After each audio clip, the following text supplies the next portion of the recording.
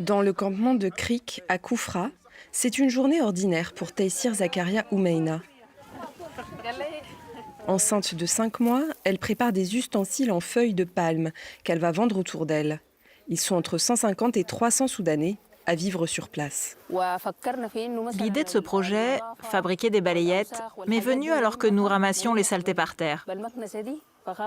Une dame âgée s'est approchée avec des feuilles de palmier à la main.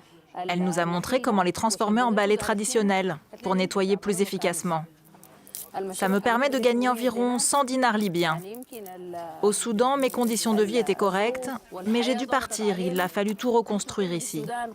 Donc je me suis dit, je fais ce petit projet. Dans sa cabane, elle prépare aussi des sacs de fruits secs et d'épices. Pour cette ancienne assistante sociale, ce genre de travail permet d'assurer un revenu pour elle et sa fille, en complément de celui de son mari, travailleur journalier en ville. Ils sont venus du Soudan l'année dernière, après un long périple à pied de 3 jours dans le désert. Je les achète 25 dinars le kilo. Et j'arrive à faire une marge de 10 dinars le kilo quand je les revends. C'est à peine de quoi couvrir le transport pour emmener ma fille à l'école. Ça me coûte tous les jours 10 dinars de taxi à l'aller et 10 dinars de taxi au retour.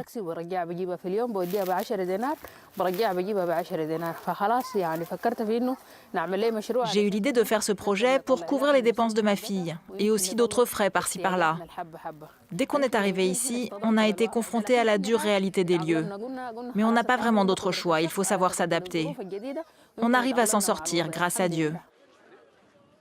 Dans le campement, le provisoire est devenu permanent après 3 ans de guerre dont il ne voit pas la fin. On y trouve des vendeurs en tout genre, des cafés et même un magasin où Oumeina va faire charger son téléphone, faute d'électricité dans son cabanon. Comment allez-vous? Je viens chercher mon téléphone qui chargeait. Ça, c'est une carte que m'ont donnée les autorités libyennes lorsque je suis arrivée. Je peux circuler librement grâce à elle. Et ça, c'est une carte qu'on nous donne après avoir été dépisté pour plusieurs virus, afin de ne pas contaminer la population libyenne. Face à l'afflux de Soudanais ces 3 dernières années, les autorités de l'Est libyen ont mis en place un système bien rodé. À leur arrivée, les réfugiés doivent être testés négatifs au VIH, hépatite et tuberculose pour pouvoir être hébergés et travailler. Ils ont accès aux soins grâce à des ONG internationales, comme dans cette clinique. L'un des problèmes que nous avons, c'est qu'il y a beaucoup de femmes enceintes dans le campement. Donc il faut faire un suivi constant, parfois sans matériel. Là, nous venons de recevoir la machine à échographie portable, ce qui nous permet maintenant d'intervenir même dans les zones rurales. Mais cela reste compliqué et nous manquons aussi de contraceptifs pour les femmes dans certaines régions. International Medical Corps, l'une des seules ONG encore présentes sur place, a vu ses financements chuter suite aux politiques restrictives du président américain Donald Trump.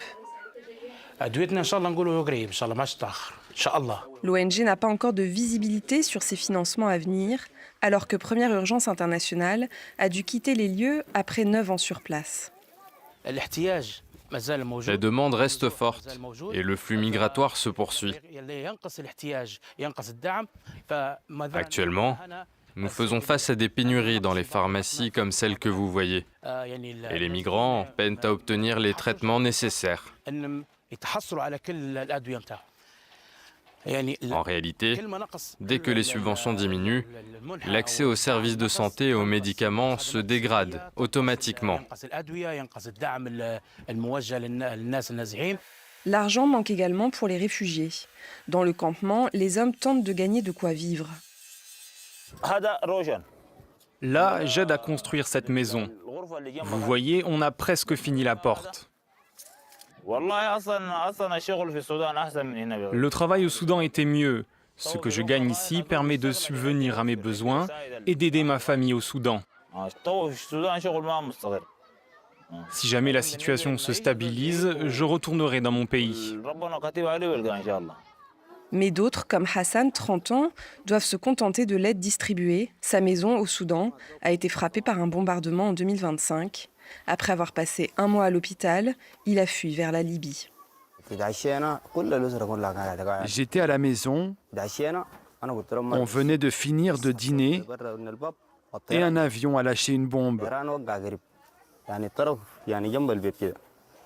Comme vous pouvez le voir, j'ai perdu mon bras et j'ai été blessé à la poitrine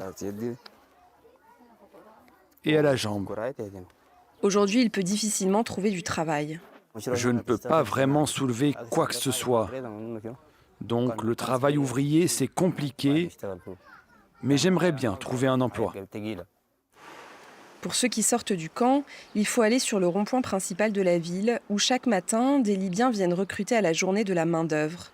Fares, 22 ans, attend avec ses amis. Il habite en centre-ville et doit payer un loyer et de la nourriture. Je travaille à la journée et je peux tout faire. Par exemple, quel type de travail vous pouvez faire ? N'importe quel travail, soit un chantier, soit autre chose, je peux tout faire. J'attends ici parfois toute la journée et des fois je ne trouve pas de travail. Quelques minutes après notre entretien, un Libyen s'arrête pour lui proposer un travail. Je suis content, j'ai trouvé un travail pour la journée. C'est quoi le travail que vous venez de trouver ? Je vais décharger les briques du camion. Les milliers de Soudanais réfugiés à Koufra tentent de recréer un semblant de quotidien entre la ville et les 8 campements, malgré leur situation précaire. Depuis début janvier, les Libyens ont ouvert les écoles l'après-midi pour permettre aux enfants soudanais de reprendre leur scolarité, alors qu'au Darfour, le conflit s'éternise.